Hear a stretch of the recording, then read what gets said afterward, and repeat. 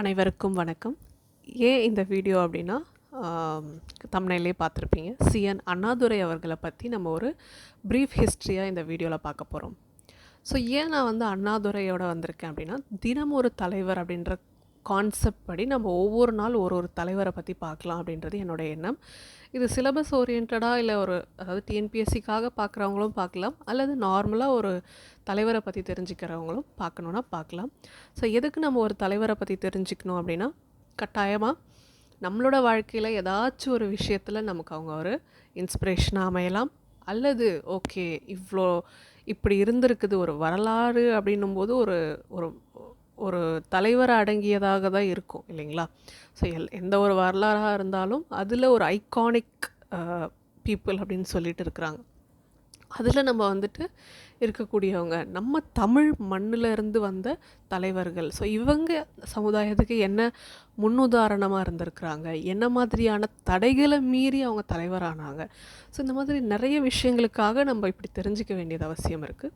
So எந்த ஒரு டிலேவும் இல்லாமல் நம்ம வீடியோக்குள்ளே போயிடலாம், ஓகேவா? ஸோ சிஎன் அண்ணாதுரை அப்படின்னு எடுத்துக்கிட்டோன்னா, ரொம்ப பணக்காரரும் கிடையாது, ரொம்ப ஏழையும் கிடையாது.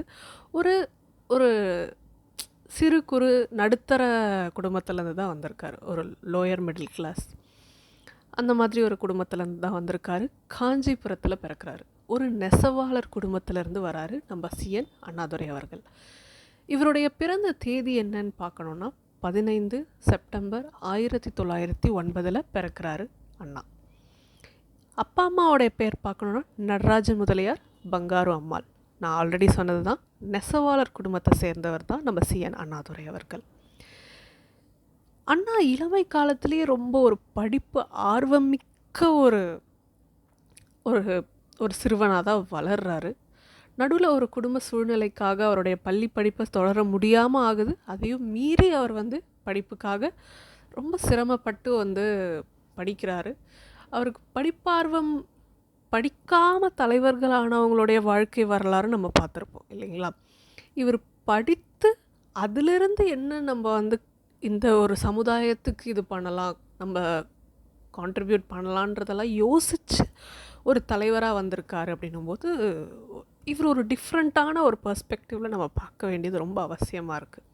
ஒரு பொலிட்டீஷியனோ இல்லை ஒரு சோஷியல் ரிஃபார்மரோ இப்படி மட்டுமே அவரை எடுத்துக்காமல், அவருக்குன்னு சொல்லிட்டு அவரோட இளமை காலத்தில் நம்மளும் தான் நம்ம லைஃப்பில் நிறைய ஒரு எப்படி சொல்கிறது, கஷ்டங்களை தாண்டி படிக்கிறோம். ஆனால் நம்ம என்ன கொண்டு போயிட்டு இந்த சொசைட்டிக்கு கொடுக்குறோம், என்னவா மாறுறோம், இதெல்லாமே ஒரு முக்கியமான விஷயமா இருக்குது. ஸோ அண்ணாதுரை அவர்கள் பச்சையப்பன் பள்ளியில் படிக்கிறாரு காஞ்சிபுரத்தில். அவருடைய பள்ளி படிப்பு முடித்ததுக்கப்புறம் சென்னைக்கு வராரு. சென்னையில் இருக்கக்கூடிய பச்சையப்பன் கல்லூரியில் 1934ஆம் ஆண்டில் அவருடைய பிஏ டிகிரியை முடிக்கிறாரு. அதே முடித்த கையோட எம்ஏ முடிக்கிறாரு எக்கனாமிக்ஸில். அதுக்கப்புறம் பொலிட்டிக்கல் சயின்ஸில். பாருங்கள் எப்படி ஒரு டிகிரியில் முதற்கொண்டு அவருடைய யாருமே அவங்க படிக்கும்போதே இப்படி ஆகணும்னு நினச்சி படிக்கிறவங்க இருப்பாங்க. ஆனால் அது நம்ம படித்ததுக்கப்புறம் அந்த படிப்பார்வத்தினால் இப்படி ஆகலான்னு நினச்சி வர்றவங்க இருப்பாங்க. பொலிட்டிக்கல் சயின்ஸ் படிக்கிற எத்தனை பேர் நம்ம பொலிட்டீஷியன் ஆகிறோம்? பாலிட்டிக்ஸ் படிக்கணுன்னாலே பொலிட்டீஷியன் ஆகணுன்றது அர்த்தம் கிடையாது. எல்லா படிப்பும் நம்ம தெரிஞ்சிக்கிறதுக்கு, நம்ம அறிவு ஞானத்தை வளர்க்குறதுக்கு தான். பட் அண்ணா எப்படி யோசிச்சிருக்காருன்றதை பாருங்கள். அவர் படித்த அந்த ஸ்கூல் இருக்கு இல்லையா, பச்சையப்பன் ஹை ஸ்கூல். ஸோ அங்கேயே அவர் ஒரு ஆங்கில ஆசிரியராக ஆகிறார். அண்ணாவுடைய ஆங்கில புலமை அது எண்ணிலடங்காத ஒரு விஷயமாக சொல்லலாம். ஏன்னா தான் நம்ம ஒரு மேடை பேச்சாளர், தமிழ் மேடை பேச்சாளராக பார்த்துருந்தாலும் ஆங்கிலத்தில் அண்ணாவுக்கு நிகர் அண்ணாதானே சொல்லலாம், ஓகேங்களா?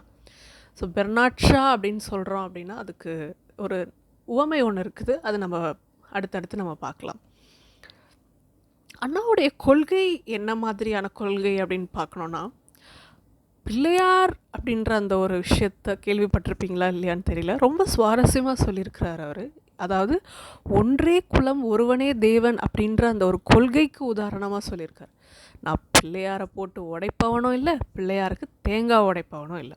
அதாவது நான் நார்த்திகனும் இல்லை, ஆர்த்திகனும் இல்லை அப்படின்றத அண்ணா ஒரு அழகாக தெரிவிக்கிறார். கருத்துக்கள் அப்படின்றது எல்லாருமே தெரிவிக்கிறோம். ஆனால் அது எப்படி தெரிவிக்கிறோன்றதுக்கு ஒரு முன்னுதாரணமாக ஒரு பொலிட்டீஷியன், ஒரு அரசியல்வாதிக்கு எப்படி ஒரு பேச்சாற்றல் இருக்கணும் அப்படின்றத அண்ணா வந்து அதை நல்லா இது பண்ணியிருக்காரு. ஆனால் பேச்சாற்றல் மட்டுமே அவருடைய அரசியலுக்கு போதாது அப்படின்றத அவருடைய முதல் அரசியல் மேடையில் அவர் வந்து உணர்வார். நம்ம அது மேல் வரும் இதில் பார்க்கலாம். ஓகேங்களா? அண்ணாதுரை அவர்கள் படிப்பு எல்லாமே முடிக்கிறாரு. ஆசிரியராக சிறிது காலம் வேலை பார்க்குறாரு. 1935 நீதி கட்சியில் அண்ணாதுரை அவர்கள் இணைகிறாரு. அப்போ அவர் இணையும் போது நம்ம ஈவேரா பெரியார் அவர்கள் தான் அதோடைய தலைவராக இருக்கார். சரிங்களா? நான் நிறைய ஃபேக்டாகவே சொல்லிகிட்ருக்கேன். ஏன்னா இது வந்து டிஎன்பிஎஸ்சி எக்ஸாமுக்கும் வந்து யூஸ் ஆகுன்றதுக்காக. ஸோ ஃபேக்ட்ஸாகவும் உங்களுக்கு தெரிஞ்சுக்கிட்டா மாதிரி இருக்கும், ஸ்டோரியாகவும் தெரிஞ்சுக்கிட்டா மாதிரி இருக்கும். அண்ணா அவர்கள் வந்துட்டு துணை அதாவது சப் எடிட்டர். ஓகேங்களா? ஸோ எந்த மேகசினுக்கு அவர் வந்து துணை ஆசிரியராக மாறுறாரு அப்படின்னு கேட்டிங்கன்னா ஜஸ்டிஸ்ன்ற பத்திரிக்கையில் முதல்ல ஆரம்பிக்கிறாரு. அதுக்கப்புறம் விடுதலை, குடியரசு போன்ற இதழ்களில் அவர் வந்துட்டு பணியாற்றார்.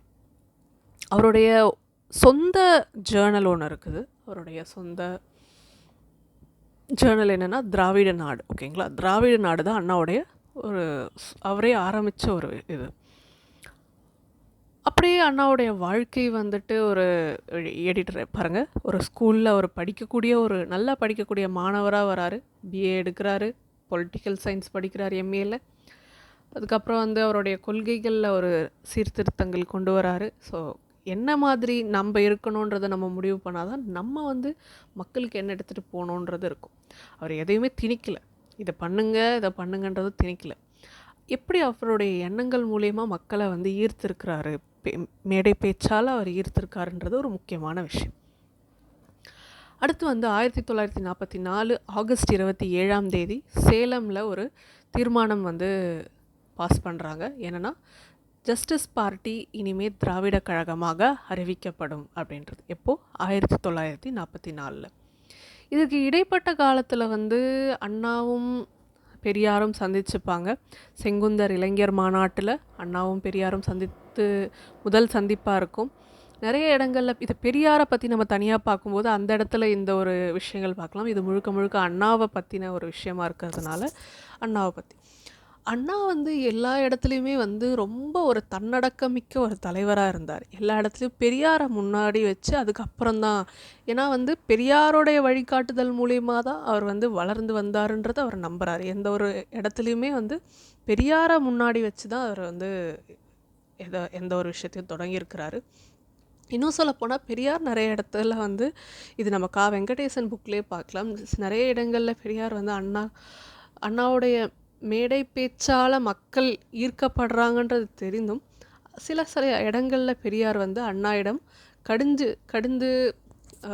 எப்படி சொல்கிறது, ஒரு கோபமான முகத்தை காட்டியிருக்கிறாரு பெரியார். அதாவது அவருடைய விஷயங்களுக்கு மக்கள் செவி சாய்க்காமல் போயிட போகிறாங்க, அவருடைய கருத்துக்கள் கேட்காமல் போயிட போகிறாங்கன்றதுக்காக நிறைய இடத்துல அண்ணாவுடைய திறமை வந்து அந்த இடத்துல அவர் வந்து நிறுத்தி வச்சுருந்துருக்கிறாரு. இதில் எந்த ஒரு கருத்தும் நம்ம கொடுக்க வேண்டாம். ஸோ இந்த மாதிரி அண்ணாவுடைய பேச்சு எவ்வளோ ஒரு ஈர்க்கத்தக்க ஒரு விஷயம். அந்த காலத்தில் எதுக்கு வந்து ஒரு மேடை பேச்சு தேவைப்படுது? இப்போ ஒரு டிவி ஷோ இருக்குது, அதுலேயும் உட்காந்து பேசுகிறாங்க. ஆனால் அந்த காலத்தில் வந்து என்னதான் படங்கள் அப்படிலாம் வந்தாலும் ஒருத்தர் முன்னாடி நின்று மக்களுக்கு இதுதான் அதுதான் சொல்கிறதுக்கு வந்து அவ்வளோவா ஆள் இல்லை. அண்ணா அதை வந்து முன்னாடி எடுத்து செஞ்சது வந்து ஒரு மிகப்பெரிய ஒரு விஷயமாக தான் பார்க்கப்படுது. ஸோ 17 செப்டம்பர் 1949 5 பெரும் தலைவர்கள் சேர்ந்து ராபின்சன் பூங்காவில், ராயபுரம், சென்னையில் டிஎம்கே திராவிட முன்னேற்ற கழகம் அப்படின்ற ஒரு இதை ஆரம்பிக்கிறாங்க. யார் அந்த 5 கிரேட் லீடர்ஸ் அப்படின்றத கமெண்ட் செக்ஷனில் சொல்லுங்கள். 1953 பார்த்தீங்க அப்படின்னா திமுக வந்து 3 முக்கியமான ப்ரொட்டஸ்ட்டை முன்வைக்கிறாங்க. இதில் எதுக்கு நான் அரசியல் பற்றி கொண்டு வரேன் அப்படின்னா, இந்த ஒரு ஆண்டோடு கேட்பாங்க, கண்டிப்பாக முக்கியமாக பார்க்கப்படுது. இது எல்லாமே எஜுகேஷன் அல்லது டிஎன்பிஎஸ்சி கண்டென்ட்டுக்காக மட்டும்தான் நான் சொல்கிறேன். ஸோ இது எல்லாமே ஃபேக்ட்ஸ் பேஸ்டு. ஸோ நீங்கள் அதுக்கேற்ற மாதிரி பாருங்கள். அண்ணா 1953 வந்து 3 விஷயத்துக்கு ப்ரொட்டஸ்ட் பண்ணோன்னு சொல்கிறாரு. என்ன ஃபஸ்ட்டு அப்படின்னா, ஜவஹர்லால் நேரு இந்தி திணிப்பு வந்து கொண்டு வந்திருப்பார். இந்தி திணிப்பு வந்து அப்போ தான் வந்து தலை தூக்க ஆரம்பிச்சிருக்கும். அண்ணா அதுக்கு முன்னாடி ஒரு கட்டத்தில் தூக்கியிருக்கும். அதுக்கும் அண்ணாவுடைய பங்கு இருந்திருக்கும். டிஎம்கே வந்ததுக்கப்புறம் அண்ணா முதல்ல சொன்னது ஜவஹர்லால் நேரு அவர்கள் கொண்டு வந்த இந்தி அந்த திணிப்புக்கு எதிராக போராட்டம் செய்யணும்னு சொல்லிட்டு, ராஜாஜி அவர்கள் கொண்டு வந்த குலக்கல்வி திட்டத்திற்கு எதிராக இன்னொரு விஷயம் சொல்லியிருப்பார். மூன்றாவது வந்துட்டு இது கள்ளக்குடிய தால்மியாபுரம்னு இது பண்ணியிருப்பாங்க. இந்த 3 விஷயத்துக்காக தான் நம்ம வந்து போராடணும். ஒரு அரசியல் கட்சின்னு எடுத்துக்கிட்டோன்னா அதுக்கான ஒரு கொள்கை இருக்கணும். அது எப்படி அண்ணா கொண்டு வந்திருக்கார் அப்படின்றது முக்கியமானது பார்க்கப்படுது. ஒரு அரசியல் தலைவராக வந்து அப்போ அந்த கொள்கை அப்படின்ற ஒரு விஷயம், இது கொள்கைன்றது வராது, என்ன இம்மீடியட்டாக என்ன பிரச்சனைகள் இருக்குது, எதுக்காக நம்ம வந்து குரல் கொடுக்கணுன்றத அண்ணா வந்து இது பண்ணுறார். நிறைய இடங்களில் அண்ணா வந்து பொறுமை காத்து இருந்து பெரியார் அவர்களை வந்து பின்பற்றி அவரை வந்து பொறுமையாக இருந்து என்னென்னலாம் நம்ம கற்றுக்கணுமோ அதை இருந்து யோசித்து அதுக்கப்புறம் தான் அவர் வந்து தனியாக ஒரு கட்சி அந்த கொள்கை மாற்றுதல் அவங்களுடைய பெர்ஸ்பெக்டிவ், அதாவது அண்ணாவுடைய பெர்ஸ்பெக்டிவ் வேறையாக இருக்கும், கருத்து வேறுபாடுகள் காரணமாக அவர் அந்த மாதிரி பிரிந்து வராரு. ஸோ இதில் வந்து அண்ணாவுடைய தீரம் எப்படி இருக்குது, அவருடைய தன்னடக்கம் எப்படி இருக்குது. தன்னடக்கம் அப்படின்றது வந்து எப்போவுமே நம்ம எல்லார் பேச்சுமே கேட்டுட்டு தான் இருக்கணுன்றதுக்கான உதாரணம் கிடையாதுன்றதுக்கும் அண்ணாதுரை ஒரு முன்னுதாரணமாக இருக்கார். எப்படி அவர் வந்து அந்த அரசியல் கட்சியை தைரியமாக வந்து ஆரம்பிக்கணும். பெரியாருக்கு அரசியல் கட்சியில் உடன்பாடு இல்லை, ஆனால் அண்ணாக்கு அதில் உடன்பாடு இருக்குது. என்னதான் அவர் பெரியார் மேலே மரியாதை எல்லாமே இருந்திருந்தாலும் அவருக்குன்னு ஒரு தனியாக ஒரு யோசிக்கக்கூடிய ஒரு விஷயம் இருக்குது, சுய சிந்தனைகள் அப்படின்றதுக்காக அவர் தனியாக வந்திருக்காரு. அண்ணா வந்து ஆட்சிக்கு வந்தது எப்போ அப்படின்றதெல்லாம் நம்ம பார்க்கலாம். ஆனால் அண்ணா வந்து பெரியாரோடைய நிழலிருந்து வெளியே வந்து தனியாக ஒரு கட்சி ஆரம்பித்திருந்தாலும் நிறைய ஒரு கொள்கை அவர் பார்த்துருப்பார் இல்லையா. சமுதாயத்துக்கு தேவையான கொள்கைகள் நிறைய விஷயங்கள் வந்துட்டு சமூக சீர்திருத்தத்திற்காக நிறைய கொள்கைகள் அவர் வந்து பெரியார் சொல்லி கேட்டிருப்பார் இல்லையா. அதுக்காக நிறைய திட்டங்கள் கொண்டு வந்திருப்பார். அதுக்கு தான் சுயமரியாதை திருமணம் அப்படின்றது ஒரு மிகப்பெரிய உதாரணம். ரொம்ப அழகாக வந்து அண்ணாதுரையை பற்றி நம்ம இன்னும் மேலே மேலே பார்க்கலாம். ஸோ அண்ணா அவர்கள் பார்த்திங்கன்னா இந்த இந்தி எதிர்ப்பு போராட்டத்திற்காக 3 மாதம் சிறை தண்டனையும் அனுபவிக்கிறாரு. 1935 காலகட்டத்தில் ஒரு வாட்டி நடந்திருக்கும், 65 காலகட்டத்தில் ஒரு வாட்டி நடந்திருக்கும். ஸோ அதன் தொடக்கத்தில், அதாவது 65 அந்த டைமில் தான் வந்து டிஎம்கேவுடைய மவுஸ்ன்னு சொல்லலாம், டிஎம்கேவுடைய மவுஸ் அதிகரிக்க ஆரம்பிச்சிருக்கும். அல்லது வந்து அவங்களுடைய தொண்டுகள், அவங்களுடைய அந்த கட்சின்றது ஒரு வளர ஆரம்பிக்குது இல்லையா. ஸோ அது அந்த டைமில் தான் வந்து அதிகரிச்சிருக்கும். நம்ம அண்ணா என்னென்ன பதவி வகித்தார், அவருடைய அரசியலுடைய ஃபேக்ட்டு, அவர் என்னென்ன பண்ணார் அப்படின்றத நம்ம மேலே மேலே பார்க்கலாம். அதுக்கு முன்னாடி அண்ணாவுடைய அந்த தனி நாடு தமிழர்கள் அப்படின்ற ஒரு பற்று எப்படி இருந்திருக்குன்னு பாருங்கள். ஒரு அரசியல் தலைவராக அவர் வெறும் ஒரு அரசியல் கட்சி மக்கள் அப்படின்ட்டு குரல் கொடுத்துட்டு இல்லாமல், சுதந்திரம் யாரோ வாங்கி கொடுத்துட்டாங்க நமக்கு இதுக்கு மேலே என்ன வேலைன்னு சொல்லிட்டு இல்லாமல், என்ன இதுக்கப்புறம் நமக்கு என்ன தேவை அப்படின்றத ஒரு தலைவராக நின்று யோசித்து மக்களுக்கு என்ன தேவைன்றதை வந்து குரல் கொடுத்துருக்கிறாரு. அவர் அந்த 1962 ராஜ்யசபாவில் அவர் வந்து பேசியிருப்பார் அண்ணா. அப்போ வந்து அவர் உள்ளாட்சி தேர்தல், அதாவது ஸ்டேட் லெஜிஸ்லேட்டிவ் அசம்பிளி எலெக்ஷனில் அவர் தோற்றுருப்பார், டிஎம்கே தோற்றுருக்கும். ஆனால் அண்ணாவுக்கு வந்துட்டு ராஜ்யசபாவில் வந்து ஒரு பதவி கிடச்சிருக்கு, எம்பி சீட் கிடச்சிருக்கு. ஒரு அரசியல் தலைவராக இருப்பவங்க வந்துட்டு நமக்கு பதவி தான், இந்த இடத்துல பதவி அங்கே பதவின்றது இல்லாமல் எனக்கு எங்கே ஒரு மேடை கிடைக்குது, என்னுடைய மக்களுக்காக நான் சிந்திக்கக்கூடிய விஷயங்களை நான் எங்கே வந்து உறக்க கூறலாம் அப்படின்றத வந்து அவர் யோசித்து அந்த களத்தை தேர்ந்தெடுக்கிறாரு. எந்த களம் கிடைத்தாலும் அதை விடாமல் அந்த இடத்துல அவர் வந்து அவருடைய அந்த விஷன் அப்படின்றத எடுத்து வைக்கிறாரு. ஸோ 1962 ராஜ்யசபாவில் அண்ணா தனிநாடு கோரிக்கையை வைக்கிறாரு. தென்னிந்தியா அப்படின்றது ஒரு தனிநாடாக அறிவிக்கணுன்றாரு. தமிழ்நாடு அப்படின்ற ஒரு விஷயம் வேணும் அப்படின்றது.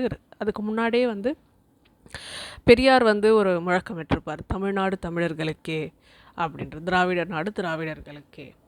அது அதை அதை முன்வைக்கும் விதமாக ஒரு களத்தை கண்டுபிடிக்கிறார் அண்ணா. இப்போது அண்ணாவுக்கும் பெரியாருக்கும் இருக்கிற ஒரு வித்தியாசம் என்ன அப்படின்னு கேட்டிங்கன்னா, பெரியாரும் நிறைய இடத்துக்கு சுற்றுப்பயணம் மேற்கொண்டிருப்பாங்க, அண்ணாவும் நிறைய இடத்துக்கு சுற்றுப்பயணம் மேற்கொண்டிருப்பாங்க. ஆனால் பெரியாருக்கு அரசியல் கட்சி மேலே நம்பிக்கை இல்லை, அண்ணாவுக்கு நம்பிக்கை இருந்தது. எல்லாமே இதில் என்ன ஒரு சின்ன வித்தியாசம் அப்படின்னா, பெரியார் குரல் கொடுத்தாரு, பெரியார் மக்களிடம் டைரெக்டாக வந்து பேசணும்னு நினச்சிருக்காரு, பெரியார் டைரெக்டாக எல்லாமே உரக்க கூறியிருக்காரு. ஓகே, நேரடியாக அவர் வந்து அவருடைய கருத்துக்களை வெளியிட்டிருக்காரு. அண்ணா அதுக்கான களம் என்ன, அவருடைய அந்த படிப்பாற்றல் அங்கே எப்படி யூஸ் ஆகுது பாருங்கள். ஒரு படித்தவங்க எப்படி யோசிப்பாங்க, ஒரு சட்ட ரீதியாக நம்ம என்ன பண்ணலாம், இதை ஒரு லீகலாக என்ன பண்ணலாம், எப்படி பண்ணால் நம்ம மக்களுக்கு இது வந்து ஒரு சரியான சிறந்த முறையில் போய் சேரும், நம்ம சொல்லிட்டு பேசிட்டு போனால் அது மக்களுக்கு ஒரு அவேர்னஸாக இருக்குமே தவிர அதனால் என்ன நம்ம வாங்கி கொடுத்தோன்றது இருக்குது. அதுக்கு ஒரு களமாகத்தான் இந்த அரசியலை பார்க்குறாரு அண்ணா. அழகாக 1962 நான் சொன்ன மாதிரி ராஜ்யசபாவில் தனிநாடு கோரிக்கை வைக்கிறாரு. அவருடைய அரசியல் களத்தை அவர் வந்து அவருடைய மக்களுக்காக அவர் எப்படி அதை பயன்படுத்தியிருக்காருன்றதை பாருங்கள். முதலாவது ஆன்டி ஹிந்தி அஜிடேஷன், அதாவது ஹிந்தி எதிர்ப்பு இது வந்துட்டு 27 February 1938, 27/2/1938 வந்து ஆன்டி ஹிந்தி இம்போசிஷன் கான்ஃபரன்ஸ்னு சொல்லிட்டு காஞ்சிபுரத்தில் நடக்குது. இந்தி திணிப்புக்கு எதிராக ஒரு மாநாடு காஞ்சிபுரத்தில் நடக்குது. அதில் அண்ணா கலந்துருக்காரு 1938. இந்த 1938 நடந்ததுக்கும் 1965 அண்ணாவுடைய இதுக்கும் எவ்வளோ ஒரு அவருடைய மனசில் அது எப்படி ஒரு ஆழமாக பதிஞ்சிருந்தால் அதை வந்து அவர் மேலும் அதை ஒரு கொண்டு வந்திருக்கணும். பார்த்தீங்களா, இந்த வருடம் 1938க்கும் 65க்கும் இருக்கக்கூடிய இடைப்பட்ட இடைவேளை காலம் வந்து ரொம்ப ஒரு பெரிய காலம்தான் இல்லைங்களா. அதுலேயும் பொறுமையாக இருந்து அவருடைய எதுக்காக நம்ம போராடணும், என்ன விஷயம் இது அப்படின்றத மனசில் வச்சிருந்து அவர் அதை எடுத்துகிட்டு போய் அறிவிச்சிருக்கார் பாருங்கள். அவருடைய கொள்கைகள், அரசியல் கட்சி ஆரம்பித்தோடனே முதல்ல விஷயம் அவர் சொல்கிறது என்ன, இந்தி திணிப்புக்கு எதிராக குரல் கொடுக்கணுன்றது தான் இருக்குது. மெட்ராஸ் ஆன்டி ஹிந்தி அஜிடேஷன்ன்றது 1965 நடக்குது. அதுக்கு முன்னாடி பார்க்கணும் அப்படின்னா நமக்கு தெரியாத ஒரு ஃபேக்ட் ஒன்று இருக்குது. 1960 கோடம்பாக்கம், சென்னையில் இருக்குது கோடம்பாக்கம், அங்கே வந்து அண்ணாதுரை வந்து அதாவது திமுகவுடைய தலைமையில் ஒரு ஓப்பன் ஏர் கான்ஃபரன்ஸ், திறந்தவெளி மாநாடு ஒன்று நடத்துகிறாரு ஹிந்தி எதிர்ப்புக்காக. அதை தலைமை தாங்கினது யாருன்னா நம்ம சிஎன் அண்ணாதுரை அவர்கள் தான். அண்ணாதுரை அவர்கள் 26 ஜனவரியாக இருக்கட்டும், 15 ஆகஸ்டாக இருக்கட்டும், 1965 அந்த காலகட்டத்தில் அண்ணா வந்து ஹிந்தியை வந்து அந்த டைமில் வந்து ஒரு அலுவல் மொழியாக அறிவிச்சிருப்பாங்க, அஃபிஷியல் லாங்குவேஜாக அறிவிச்சிருப்பாங்க. அந்த நாளை கருப்பு நாளாக வந்து அண்ணாதுரை அவர்கள் அறிவிச்சிருப்பார். ஓகேங்களா. ஸோ நடுவில் பெரியாரை பற்றி சொல்கிறது, அண்ணாவை பற்றி சொல்கிறதுன்னு உங்களை குழப்ப விரும்பலை.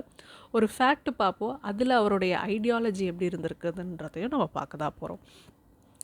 இதில் இப்போ வந்து நடுவில் நான் வந்து இப்போது பெரியாரை பற்றின ஒரு இன்சிடெண்ட் நான் உங்களுக்கு சொல்கிறேன். சரியாக சொல்லணும் அப்படின்னா வந்து 1943 நினைக்கிறேன், கரெக்டாக இருந்துச்சுன்னா சொல்லுங்கள். திருச்சியில் வந்துட்டு கருஞ்சட்டை தொண்டர்படை மாநாடு வந்துட்டு நடந்திருக்கும். அதில் வந்து பெரியார் வந்து அவருடைய அதாவது அந்த இளைஞர் எல்லாரையுமே வந்து கருஞ்சட்டை அணியணும்னு சொல்லியிருப்பார். ஆனால் அண்ணா அந்த இடத்துல வந்து வெள்ளை அது கருப்புக்கு ஆப்போசிட் வெள்ளையாக வந்திருப்பார். இது என்ன நமக்கு வந்து புரிய வைக்கிது அப்படின்னா, கருத்து அப்படின்றது, கருத்து சுதந்திரம் அனைவருக்கும் இருக்குது. அது எதுக்காக தலைவர்கள் முன்னாடி எடுத்துகிட்டு வராங்கன்றதுக்கும் அவங்க ஒரு காரணம் வச்சுருப்பாங்க, எதுக்காக கருஞ்சட்டை அணியணும் அப்படின்றதுக்கு ஒரு காரணம் இருக்கும். ஆனால் அண்ணா அதில் என்ன சொல்கிறாருன்னா, அந்த ஒரு கருத்துன்றது வந்து இப்படி அப்படின்னு நம்ம சொல்லிடணுமே தவிர அது அவங்கள திணிக்கக்கூடாதுன்றதில் அண்ணா உறுதியாக இருக்கார். இப்படி தான் அண்ணாவுடைய செயல்களும் இருந்திருக்குது. எந்த ஒரு விஷயத்தையுமே அவர் வந்து மக்களுக்காக தான் யோசிச்சிருக்காரு தவிர எதையுமே திணிக்கணுன்றதுக்காக செய்யலை. இதில் பெரியார் திணிச்சாரான்னு கேட்டால் கிடையாது. இருந்தாலும் இதில் அண்ணா பெரியார் அப்படின்ற ஒரு இரண்டு உருவங்கள், இரண்டு தலைவர்களுக்குள்ள, ரெண்டு பேருமே தலைவர்கள் தான், ரெண்டு பேருமே நல்ல கருத்துக்கள் சொல்லியிருக்காங்க. ஆனால் எப்படி இந்த வேறுபாடு இருந்திருக்குன்றது ரொம்ப அழகாக நம்ம பார்க்கலாம் இல்லைங்களா. அந்த கருஞ்சட்டை தொண்டர்படை மாநாடு எதுக்காக நடந்ததுன்றதை நம்ம கமெண்ட் செக்ஷனில் நீங்கள் போடுங்க. நானும் உங்களுக்கு வந்துட்டு டீட்டெயில்டாக பின்னாடி வர இதில் சொல்கிறேன். ஓகேங்களா? ஸோ வந்து இப்படி போகுது. நம்ம வந்து ஆன்டி இந்திய அஜிடேஷன் பற்றி பார்த்துட்டு இருந்தோம். ஸோ வந்து ஆன்டி இந்திய அஜிடேஷன் வந்துட்டு அப்போ வந்து கருப்பு தினமாக வந்து அறிவிக்கிறாரு. அந்த 26 ஜனவரி 1965. ஏன்னா அப்போ வந்து ஹிந்தி வந்துட்டு அலுவல் மொழியாக அறிவிச்சிருப்பாங்க. ஸோ இது வந்து அண்ணாவுடைய அரசியல் களப்பணிகளாக நம்ம வந்து பார்க்குறோம். சிறிது காலம் மட்டுமே அவர் வந்து ஒரு அரசியல் கட்சியில் இருந்திருப்பார். அதுக்கப்புறம் அவருக்கு வந்துட்டு மரணம், கேன்சரால் அவர் வந்து இறந்திருப்பார் இல்லைங்களா? ஸோ வந்து அவருடைய சில படைப்புகள் வந்துட்டு நம்ம ஒரு ஃபேக்ட்ஸ் பேஸ்டாக பார்ப்போம். என்ன அப்படின்னா வந்து அவருடைய முதல் படம் எது அப்படின்னா நல்ல தம்பி 1948 வந்திருக்கும். அண்ணாதுரையோடைய அந்த கதையாக இருக்கட்டும், நிறைய கதைகள் வந்துட்டு படமாக்கப்பட்டிருக்கு. அவருடைய கதைகள் மிக மிக அழகாக இருக்கும். அவருடைய லிட்ரேச்சர் நாலேஜ் எப்படி இருந்திருக்கு, ஒரு மனுஷனால் ஒரு நேரத்தில் எப்படி ஒரு அரசியலை பற்றியும் சிந்திக்க முடியும், மேடை பேச்சாளராக இருக்க முடியும், எழுத்தாளராக இருக்க முடியும், பத்திரிகையாளராக இருக்க முடியும், ஒரு சமுதாய சிந்தனையாளராக எப்படி இருக்க முடியுன்றதுக்கு ஒரு மிகப்பெரிய உதாரணமாக அண்ணா இருந்திருக்கிறாரு. அவருக்கு கிடைத்த இடத்தெல்லாம் அவருடைய வாய்ப்பாக மாற்றியிருக்காரு. ஸோ இதெல்லாம் நம்ம என்ன தெரிஞ்சுக்கிறோம், நமக்கு வந்து நம்ம லைஃப்பில் நமக்கு அண்ணாவுக்கு கிடைக்காத விஷயங்கள் அப்படின்றது வந்துட்டு பல இருக்குது. அதை கம்பேர் பண்ணும்போது நமக்கு எவ்வளோ நிறைய விஷயங்கள் நம்மளுடைய இளமை பருவத்திலேருந்து நமக்கு கிடைக்குது. நமக்கு இப்போது வாய்ப்புகளும் அதிகரிச்சிட்ருக்குது. அதே போல் வந்து போட்டிகளும் அதிகரிச்சிட்ருக்கு. அதை வச்சு நமக்கு என்ன நம்ம கண் முன்னாடி நமக்கு தெரியுதோ அதை ஒரு வாய்ப்பாக மாற்றக்கூடிய ஒரு ஆற்றல் எப்படின்றது நம்ம அந்த தலைவர்கிட்டேருந்து நம்ம கற்றுக்குறோம் இல்லையா? ஸோ ரொம்ப பேசாமல் நம்ம அவருடைய ஒர்க்ஸ் பற்றி பார்க்கலாம். நாவல்ஸ் அப்படின்னு எடுத்துக்கிட்டோம் அப்படின்னா, நாவல்கள் வந்துட்டு வேலைக்காரின்னு சொல்லிட்டு 1949 வந்து கொண்டு வந்திருப்பார் அண்ணா. ஒரு இரவு அப்படின்னு சொல்லிட்டு 1951 வந்திருக்கும். ஆரியமாயை அப்படின்றவருடைய புக்கு வந்துட்டு தடை செஞ்சுருப்பாங்க. அதாவது அப்போ இருந்த அந்த மத்திய அரசு வந்துட்டு தடை செஞ்சு அதற்காக அண்ணா சிறையும் சென்றிருப்பார். ஓகேங்களா? ஆரியமாயை அப்படின்ற புத்தகத்துக்கு. அண்ணாவின் சட்டசபை சொற்பொழிவுகள் அப்படின்றது ஒரு கம்பிலேஷன் 1960 வந்திருக்கும். லட்சிய வரலாறு அப்படின்றது 1948 வந்திருக்கும். அண்ணாவுடைய படைப்புகளை பற்றி நம்ம பார்த்துட்ருக்கோம் இல்லையா? ஸோ வாழ்க்கை புயல், ரங்குன் ராதா இதெல்லாமே 1948 காலகட்டத்தில் வருது. அவருடைய மற்ற படைப்புகள் வந்து பார்க்கணுன்னா பார்வதி, பிஏ, கலிங்கராணி, பாவையின் பயணம். ஸோ வந்து இது ஒவ்வொன்றா நம்ம எந்த நாவல் எப்போ ஃபஸ்ட்டு நாவல் எது, ஃபஸ்ட்டு ஷார்ட் நாவல் எது, இதெல்லாம் வந்து பார்க்கணும் அப்படின்னா நம்ம அந்த ஃபேக்ட்ஸுன்னு சொல்லிட்டு நான் தனியாக ஒரு வீடியோ போடுறேன். இது வந்து ஒரு கதை வடிவில் நம்ம ஒரு கோர்வையாக பார்க்குறோம் இல்லையா? ஸோ அதனால் இப்படி போகலாம். அவர் என்ன பதவிகள் வகித்தார் அப்படின்னு பார்க்கலாம். அண்ணா வந்துட்டு அவரது 2வது தேர்தல் 1957 காஞ்சிபுரத்தில் நடந்திருக்கும். அதுதான் முதல் தடவையாக அண்ணா வந்துட்டு எதிர்கட்சியின் தலைவராக ஆகிறாரு. அவருடைய முதல் களமே அவருடைய சொந்த பூர்வீக ஊரான காஞ்சிபுரத்தில் அவர் வந்து இது பண்ணுறாரு. 1962 வந்து திமுக வந்து ஒரு மிகப்பெரிய ஒரு பார்ட்டியாக அமையுது. அண்ணா வந்து ஆனால் அந்த இடத்துல அவர் வந்து தோற்றுருப்பார். ஸோ மிகப்பெரிய ஒரு சிறப்பு, அதாவது மெஜாரிட்டி அப்போசிஷன் பார்ட்டியில் இருக்கக்கூடியதுலே ஒரு பெரும்பான்மை மிக்க ஒரு கட்சியாக வருது திமுக. அண்ணா அந்த டைமில் அவர் அந்த எலெக்ஷனில் தோற்றிருந்தாலும் அவருக்கு வந்து எம்பி பதவி கிடச்சிருக்கும். ராஜ்யசபாவில் வந்து பதவி வகித்திருப்பார்.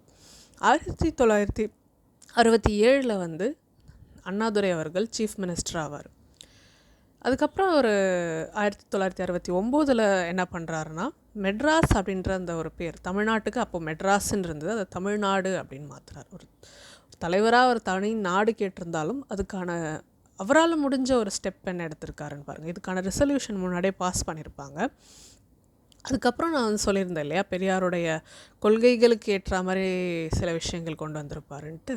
அது என்னென்னா, அது சமுதாயத்திற்கு ஒரு மாற்றுதலாக இருக்கணுன்றதுக்காக நவம்பர் 27, நல்லா கவனிங்க, நவம்பர் 27 1967 சுயமரியாதை திருமணம்ன்ட்டு அண்ணா முதல் தடவையாக கொண்டு வந்திருப்பார். அதுக்கப்புறம் தமிழ்நாடு அப்படின்ற அந்த ஒரு இதை வந்து மாற்றிருப்பாருன்னு சொன்னேன் இல்லையா?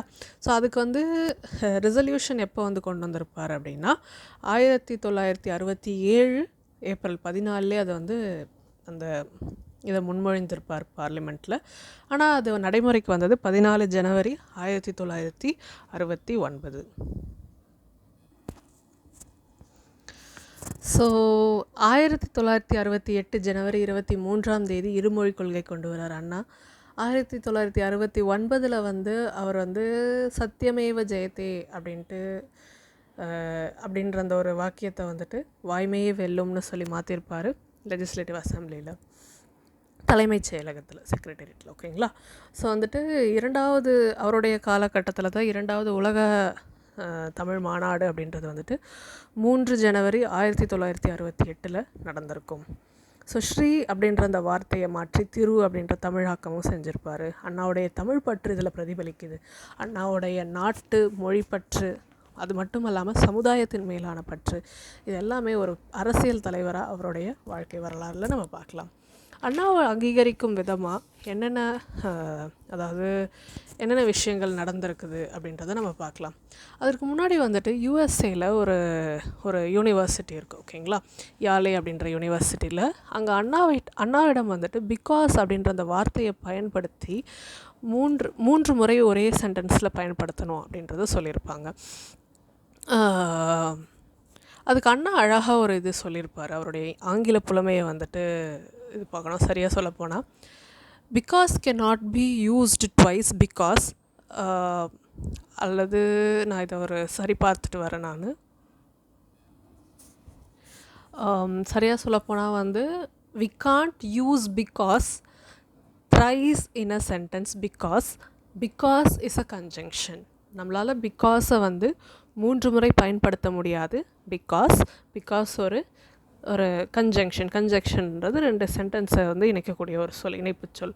ஸோ வந்து இந்த மாதிரி அவருடைய ஆங்கில புலமையை வந்து மேலை நாடுகள்லேயும் பிரதிபலிக்க செஞ்சுருக்காரு. ஆங்கிலத்திற்கே உரிய நாடாக இருக்கக்கூடிய யூஎஸ்ஏயில் அவர் வந்து அதை பிரதிபலிக்க செஞ்சுருக்காருன்னா அண்ணா ஒரு மிகப்பெரிய ஒரு சரித்திரமாக தான் பார்க்கப்படுறாரு. அவரை அங்கீகரிக்கும் விதமாக வந்து 1968 வந்து சப் ஃபெலோஷிப் அவார்டு அப்படின்னு சொல்லிட்டு யாலே யூனிவர்சிட்டியில் வந்து அறிவிக்கிறாங்க. அவருக்கு வந்து மதிப்புறு முனைவர் பட்டம் வந்து அண்ணாமலை யூனிவர்சிட்டியில் கொடுத்துருப்பாங்க.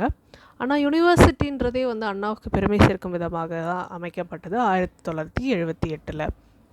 திமுக உடைய ஆஃபீஸ் பார்த்திங்கன்னா 1987 வந்து அண்ணா அறிவாலயம்னு சொல்லி அவங்களுடைய ஹெட் ஆஃபீஸ்க்கு வந்துட்டு ரீநேம் பண்ணியிருப்பாங்க. 5 ரூபாய் நாணயம் வந்து வெளியிட்டிருப்பாங்க. அண்ணாவுடைய சென்டினரி, அதாவது அண்ணாவுடைய அந்த நூற்றாண்டு நினைவுபடுத்தும் விதமாக வந்துட்டு 15 செப்டம்பர் 2009 வந்து அவருடைய நினைவு நாளை முன்னிட்டு 5 ரூபாய் காயின் வந்துட்டு சென்ட்ரல் கவர்மெண்ட் வெளியிட்டிருப்பாங்க. இந்தியா டுடே அப்படின்ற அந்த ஒரு பத்திரிகையில் வந்துட்டு top 100 people who shaped India அப்படின்ற அந்த லிஸ்ட்டில் வந்துட்டு அண்ணாதுரை அவர்களை சேர்த்துருப்பாங்க. இது ஒரு மிகப்பெரிய ஒரு அங்கீகாரமாக பார்க்கப்படுது. 2010 செப்டம்பர் 15 அண்ணா நூற்றாண்டு நூலகம் சென்னையில் திறந்து வைக்கப்பட்டிருக்கும். ஸோ இதெல்லாம் அண்ணாவின் நினைவாக, அண்ணாவை அங்கீகரிக்கும் விதமாக அமைக்கப்பட்ட ஒரு சில விஷயங்களாக பார்க்கப்படுது. அண்ணாவுடைய இறப்பை பற்றி பார்க்கணும் அப்படின்னா 3 பிப்ரவரி 1969 அவருடைய 59வது அகவையில் மரணிக்கிறாரு, இயற்கை எதிராரு. அண்ணாவுடைய அந்த இறுதி ஊர்வலம் பார்த்திங்கன்னா மிகப்பெரிய மக்கள் திரளான ஒரு கூட்டம் வந்து பார்க்கப்படுது. ஒரு கொஞ்சம் நஞ்ச கூட்டம் கிடையாது, ரொம்ப நிறைய வந்து மக்கள் அவர் ஒரு தலைவராக பார்த்தவர்கள், அவருடைய அந்த கதை விஷயங்களை ரசித்தவங்க, அவருடைய படங்களை ரசித்தவங்க, அவர் பொலிட்டிக்கல் லீடராக ரசித்தவங்க, எக்கச்சக்க கோடிக்கணக்கான மக்கள் குவிந்து அவரை வந்து வழி அனுப்பின தருணமாக பார்க்கப்படுது. நம்ம எல்லாருக்கும் தெரியும், சென்னையில் அண்ணாவுக்கு ஒரு சமாதி அப்படின்ட்டுருக்கு, அண்ணா சமாதி. இன்றும் அது ஒரு சுற்றுலா தலமாக மக்கள் வந்து அதை பார்க்குறாங்க. சென்னைன்னு எடுத்துக்கிட்டால் முக்கியமாக அதை ஒரு சுற்றி பார்க்காம போனவங்கன்றது இருக்க முடியாது. ஸோ இப்படி அண்ணாவை பற்றி நம்ம சொல்லிக்கிட்டே போகலாம். அவருடைய வாழ்க்கை வரலாறு என்னால் முடிஞ்ச அளவுக்கு சொல்லியிருக்கேன். நம்ம ஃபேக்ட்ஸுன்னு சொல்லிட்டு தனியாக வீடியோ போடுறேன். அதில் நம்ம வந்து இப்போது நிறைய நான் ஃபேக்ட்ஸ் சொல்லியிருக்கேன், பட் இன் டீட்டெயில் இயர்ஸ் பேஸ்டாக வந்து நம்ம நிறைய தனியாக வீடியோ பார்க்கலாம். கதையாக சொன்னேன்னு நினைக்கிறேன். இந்த ஒரு ஃபார்மேட் உங்களுக்கு எப்படி பிடிச்சிருந்ததா இல்லையா அப்படின்றத கமெண்ட் செக்ஷனில் சொல்லுங்கள். நம்ம அடுத்த ஒரு தலைவரோட அடுத்த ஒரு வீடியோவில் பார்க்கலாம். அது வரைக்கும் நன்றி, வணக்கம்.